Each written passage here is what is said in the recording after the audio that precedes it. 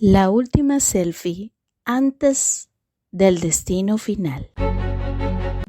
El 31 de diciembre del 2019, en la casa ubicada en la calle 523 entre 164 y 165 de Melchor Romero, una provincia de Buenos Aires, Argentina, ante la noche de celebración de fin de año, se tomaron una selfie, teniendo como protagonista de esta historia a Ezequiel Omar Horacio, su madre Graciela, su padrastro Raúl y la sobrina de Ezequiel, Alma, una niña de 5 años que ese día decidió pasar la noche con su abuela.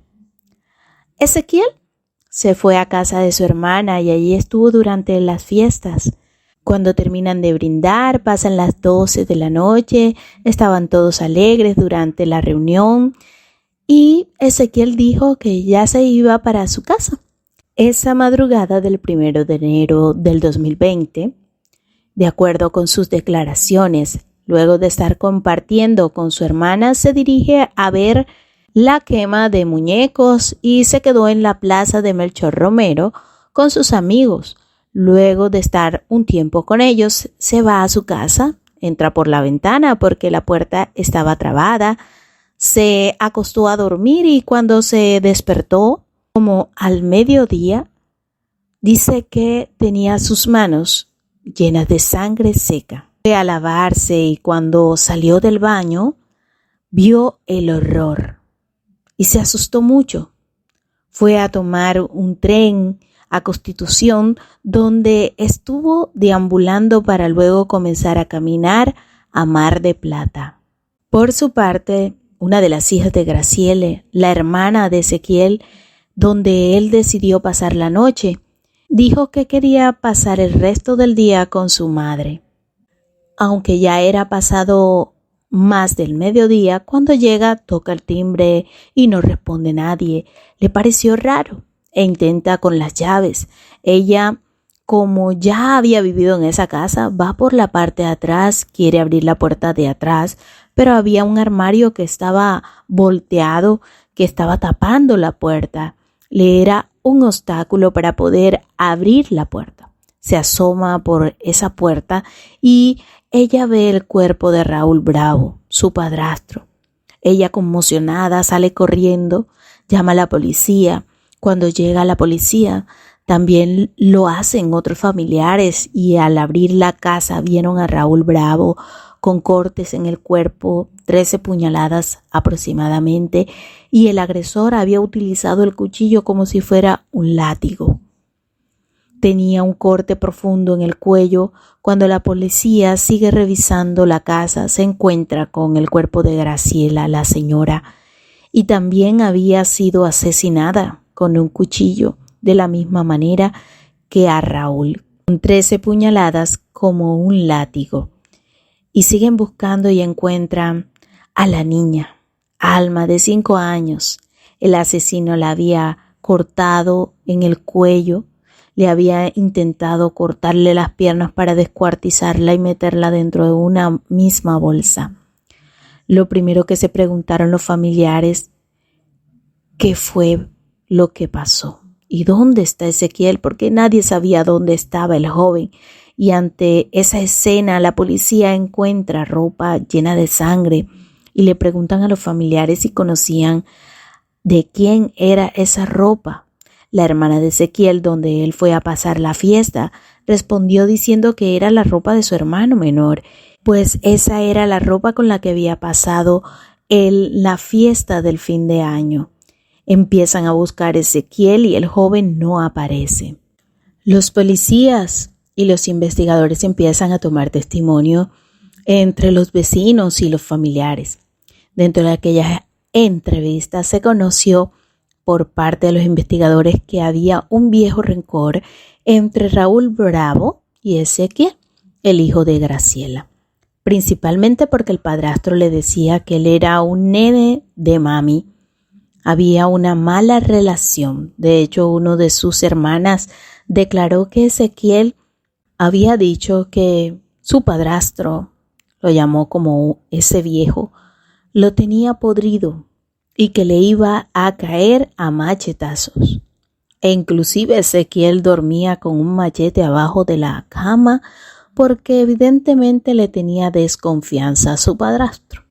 Lo que se ha creído que pasó, porque no se ha podido conocer verdaderamente lo que ha sucedido en ese lugar, es que seguramente se presentó una serie de enfrentamientos entre Raúl Bravo, él lo ataca y el hombre intenta defenderse y la madre, al tratar de defender a su marido, porque sus antebrazos y las manos estaban cortadas, pero igual terminan asesinados. Sin embargo, lo que nadie se explica, y tampoco para nadie hay un motivo, es el asesinato de la niña con tanta crueldad.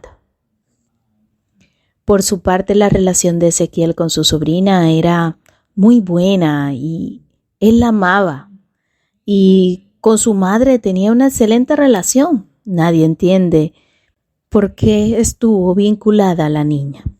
Después de todos estos hallazgos, no se conocía el paradero de Ezequiel, todo el mundo estaba buscándolo, el joven de 17 años no tenía recursos económicos. Lo inquietante es que Ezequiel dura 5 días desaparecido y la policía dice que lo había encontrado y atrapado, pero no fue cierto porque Ezequiel, con un equipo de pesca, del cual no se conoce de dónde lo sacó, había empezado a caminar con rumbo a Mar de Plata. Aparentemente tenía la idea de llegar caminando hasta que llega al destacamento vial de San Borondón. Con el equipo de pesca entra al destacamento policial y le dice a los policías que va caminando a Mar de Plata y que necesita que por favor le den un vaso de agua. Cuando los policías lo vieron, lo detienen y lo primero que hacen es pasarlo a una fiscalía para menores. El joven no hace ninguna declaración, pero cuando habla con su tía, le dice que él no fue y le dice que cómo iba a hacer todo eso. Su primera reacción es negar lo que pasó. La familia se dividió porque algunos no pueden creer que él haya podido hacer eso. Una parte es neutral, pero otra lo acusan de haberlo hecho. Los familiares que estaban a favor decían que él no pudo haber hecho eso. Él era un chico divino para ellos. Pero la hermana, la mamá de Alma, la niña, era la primera que decía que él lo había hecho, que había que atenerse a las pruebas, porque evidentemente daban claridad que había sido él. Que además las pruebas no le abren la posibilidad de haber entrado a otra persona. Ezequiel fue llevado a juicio y fue acusado del triple crimen. Cada delito tiene distintas calificaciones.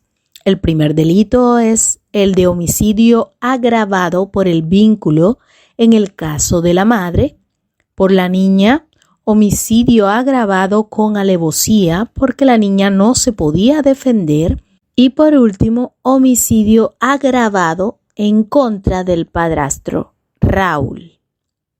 Ezequiel nunca reveló lo que pasó, pero sí le dijo a su tía que él no había sido y que el juicio iba a revelar toda la verdad. Sin embargo, todas las pruebas lo inculpaban a él principalmente por la ropa manchada con su sangre. A pesar de lo que dijo Ezequiel en el juicio, el 15 de julio del 2022, la justicia sentenció a Ezequiel a 29 años de prisión. Luego del fallo, los familiares de la madre y el padrastro clamaron ante la justicia por la cadena perpetua para el acusado. Aparentemente, Ezequiel no ha dado detalles de nada de lo que sucedió esa noche. Lo difícil es entender cómo este joven de 17 años pudo haber hecho todo este daño. También es difícil entender cómo las malas relaciones y las malas convivencias entre las familias pueden llegar a ciertos extremos. Una selfie solo dejó el recuerdo de aquella familia antes de su destino final.